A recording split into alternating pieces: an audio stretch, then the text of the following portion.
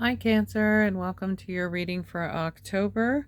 Check out your moon and rising sign if you would like to for a more complete view of the month. So I'm going to start off by shuffling for your oracle cards. I'll put a timestamp down below for when the reading actually starts, but I'm going to prepare the piles here. As I let you know, about October 14th, we have the new moon solar eclipse, and that'll be at 27 degrees of Virgo in sidereal, and then your sister water sign, Scorpio. It'll be there in the tropical system. So any placements you have in Cancer may be harmoniously trined by this new moon solar eclipse. And I keep getting double cards for your oracle. So, and then of course we also have October 28th. There's a full moon partial lunar eclipse, and that'll be at 11 degrees Aries in sidereal. And it'll be in Taurus in tropical. But it's Aries is another cardinal sign like you, so it'll be squaring any positions you have in Cancer for sidereal system. And let's see what else is going on. Well, that just flipped over. The Ash card, it's been coming out a lot. I'm going to just take that as a sign, that people are continuing to go through this transformative process, and that things are completely broken down before they're rebuilt again. That's our alchemy card. And then we have this archetype deck.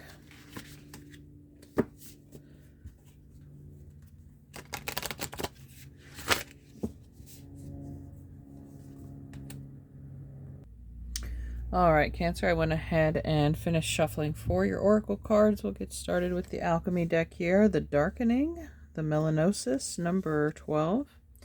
So that's also the Hanged Man in the Tarot, diving into the depths of the subconscious. And we're going into the darker months of the year in the Northern Hemisphere. This crow reminds me of the Death card. Scorpio season is upon us, and with the snake there as well, indicating this time of change and transformation as the leaves fall and shed their coat for the winter. All the animals and plants are undergoing their changes in preparation for the season. So let's see what the Metamorphosis, the Darkening, is about. Depth, readiness, and churning. In alchemy, darkness is an achievement. It indicates the material has been through a significant occurrence, sometimes called an initiatory experience, that has brought it into a state of readiness for the work. The darkness prepares us. We've moved beyond the small talk and chit-chat of the upper world and descended into the psychic layer of the soul. We admit who we are fully and bravely, and thus open ourselves to the process of transformation. When this card appears, it's not necessary to delve into what brought you here, the initiation, likely by fire, that has caused the embers to char. Rather, it's time to heal. The darkness is the remedy. Closing your eyes is a voluntary expression of darkening. By practicing it daily, we drop into the depths and surrender. As the alchemist's eye adjusts, transformation begins. This card is linked to Mortifactico and to Pluto. If these cards appear together, it is a sure sign that things are running bleak. Time to lighten the mood and get into the sun. Well, it's interesting they're talking about Pluto being it's the modern ruler of Scorpio, as I mentioned, the Darkening. So we might be descending into the underworld here. We'll see the rest of the cards we're bringing. Draw with charcoal or India ink. Let the depth of the pigment move you and follow its lead. The only requirement is that you allow the material to express itself. So again, the darkness is an achievement. It's a place where you come to heal. So let's see what else we are doing in the darkness here. Cancer, we have the Lover. That showed up for Scorpio as well, so you might want to check out that reading if you feel drawn to do that. And we were just talking about Scorpio. So I'm going to, even though I shuffled these, I'm going to pull one more. The Forest. Okay, number 36. It also has to do with the dark. Going willfully into a dark area, somewhere that scares you. Stepping outside your comfort zone, feeling vulnerable. But there's little flickers of light in the dark as well. All right, let's check out your astrology cards. We have Venus, give and receive love, find value, and see beauty. So that may also be pertaining to the season of Libra, as it's Libra's ruler, or Taurus individual, or someone with Venus in Scorpio, Taurus, Cancer, Gemini. Okay. And then the other astrology card. So again, Venus could have to do with a love relationship, and Pisces, intimacy, intuition, and compassion. Okay, so your other water signs, you're really vibing with your water family this month. You're deep in your emotions as descending into the depths of the darkness. You know, as you go down deeper into an ocean or a pool, it gets darker down there because the light doesn't penetrate as deep. Pisces is all too familiar with that darkness. They live in the 12th house of the spiritual plane. So anyway, that seems to be the theme today. Let's see what your journey cards bring. A light in the dark. Unbelievable. So, all right. You are definitely a beacon of light to somebody, to more than one person, to multiple people. They are attracted to you. I mentioned the little lights in the forest, the little lights in the dark, meant to brighten things up, show the way. Light, it's also security. When we, humans invented fire, learned how to build fire, it's like that was your safety against predators at night, right? It keeps away the negative energy. So the book reads, when the skies are dark, sometimes it feels like the light will never break through, but rest assured the sun will shine again. While you wait, it's important to take care of yourself. Go inward, rest, get cozy, listen to music, read a good book, journal, and have a good cry, or 20. Little by little, the light within you will always shine again. A reminder that there is always light to be found in this world. You'll begin to notice the beauty and love that always surrounds you, and with that shift in awareness, day will break once more. So if some of you have been struggling with depression or going through this dark night of the soul, this is like the sun will come out tomorrow. It's not going to be dark forever. It just doesn't work that way. So your Queen of the Moon oracles, we have faith. Yeah, have faith. And this is a full moon, the warm moon, usually in the spring. It has to do with pregnancy, fertility, fruition. 31 showing up there could be referring to October 31st, Halloween. There's that lunar eclipse the 28th, so the moon may still appear pretty full in the sky. But faith of a manifestation coming about, or that it's going to continue to get lighter and brighter, blossoming. Okay, 2 full moon cards. We had the blue moon that occurred in August. So it could be something you even started back then, right after your birthday. But you're definitely growing, just like this woman's stomach is growing. It's covered in moss and life. Things are coming to life. Increasing in energy. There's an increasing in the light, even though we started this reading with the darkening of the season. We're talking about the spring, warm moon, fertility, blossoming, the return of life to the land, to your being, to your love life, if it's been stagnant or quiet or dark. Again, there was some healing taking place that had to be mended on the shadow side. We have connected. Yeah, so this could have to do with the divine connection like Scorpio was dealing with in their reading this month. So if this is concerning a Scorpio, maybe check that out. Okay. And then we have spring. Yeah, so your seeds grow. Okay, so this eclipse season, as we're descending into this dark season of Scorpio, the seeds have to be planted deep in the soil where there is no light. And that could be this time frame we're speaking of. Eclipses, the effects generally last 6 months. So if you are trying to manifest a relationship with any of these individuals, then the October 14th eclipse would be the time to set that intention and watch it come to life in the spring, by the spring. Or it'll just be, because this is an indication of fertility, of fertile soil, it may not take that long. And then we have Sky Father, trust in the unknown. So, okay, definitely if you have Scorpio placements or this is concerning a partner, check them out, because they got a rune that was related to Zeus, Thor, Jupiter, lightning, fertilizing soil. So, Sky Father, trust in the unknown.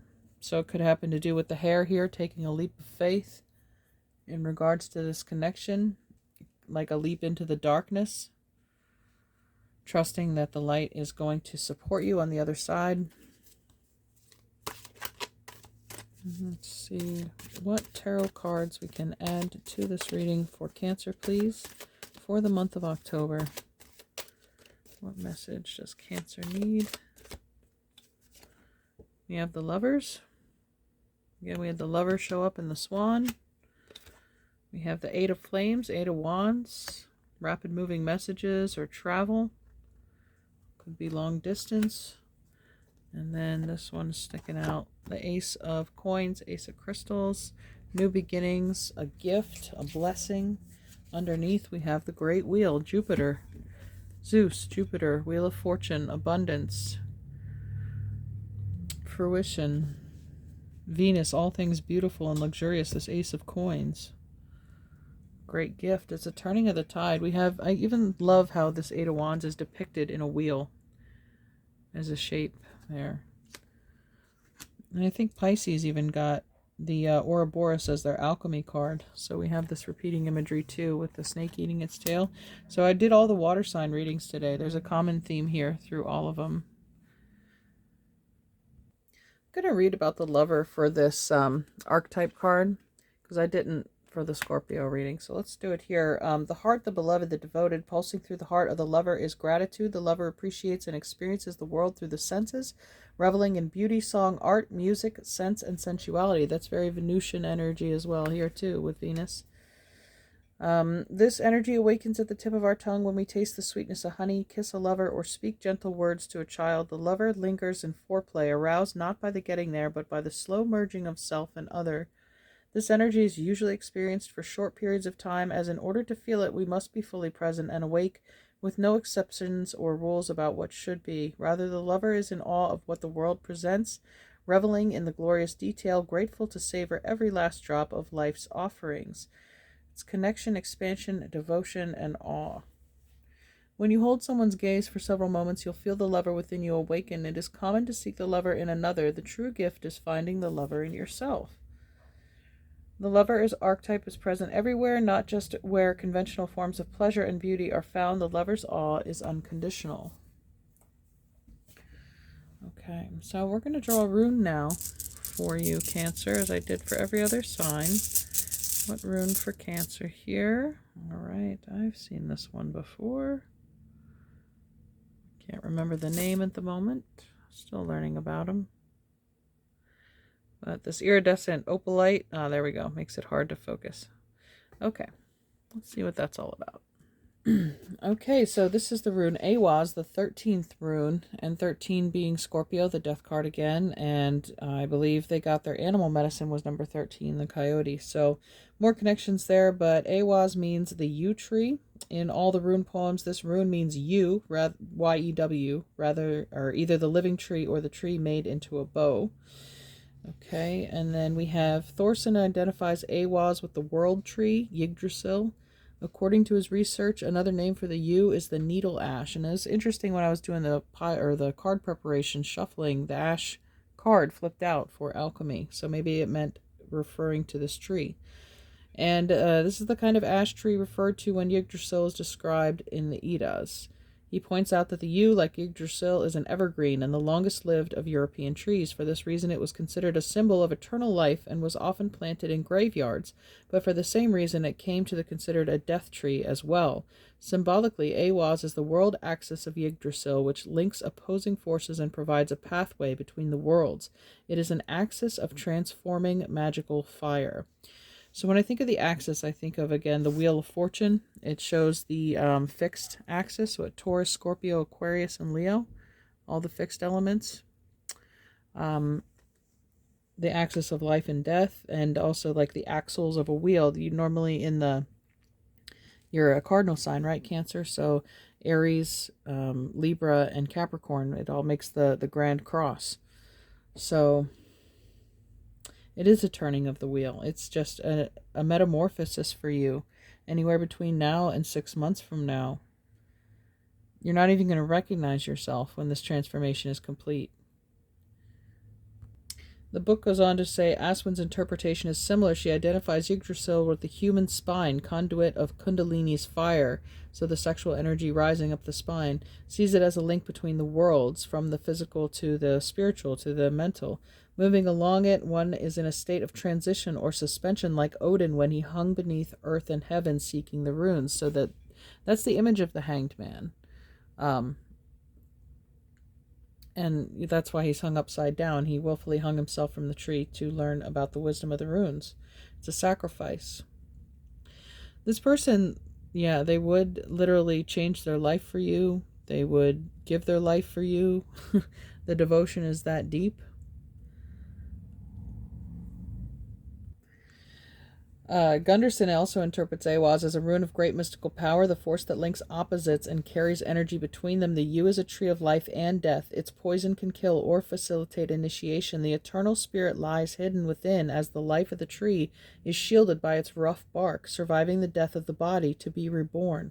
The tree and the rune are therefore symbols of paradoxical opposites and the union between them. So we're speaking of union here with the Lovers card showing up too. So it's a paradoxical pairing of opposites. Maybe you guys do oppose each other on the astrology chart. Two signs that don't normally go together, or you're from two entirely different backgrounds, different religious views. So it can seem like you wouldn't be paired up in a million years, but in all reality, you're just one of those couples that flourishes because of your differences. You complement each other. But yeah, this person's gonna feel like a gift showing up in the dark. Something you almost stumble over.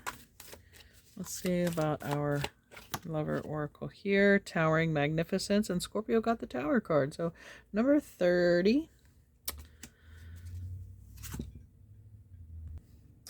You are entering the presence of the truly great and sublime divinity. It is without form, yet exists within all forms. It is humbling, and yet asks nothing of you. It just is, and when we encounter it, we are moved beyond words, beyond mind, into realms of the heart that we may never have experienced before. It takes a brave soul to meet the towering majesty of the divine presence. It can be a terrifying experience as limitations, preconceived notions, and identities crumble in the wake of its light. You are being brought to this place out of love because you are ready. Your soul has been craving connection to something so much larger than itself, to find something worthy to which it can devote itself entirely. The greatness is becoming available to you now, to be witnessed to the extent that is helpful, so that you may find a greater purpose of serving which your heart craves. You are ready.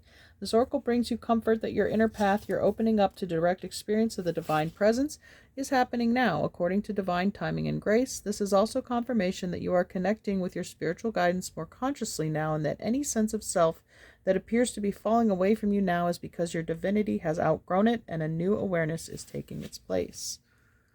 So yes, this is a uniquely powerful connection, one that you have never felt before on this magnitude. Feels incredibly magnetic. We have awakening here, spontaneity. So spontaneous downloads, maybe discernment, helping you see more clearly, find your way and stay aligned with your path. Purification may be required, or something that you've been undergoing as part of initiation into this union. Grace, being graceful, and flexibility, remaining going with the flow. All right, thank you so much, Cancer. Enjoy your month of October. Take care, and we'll talk to you soon. Bye.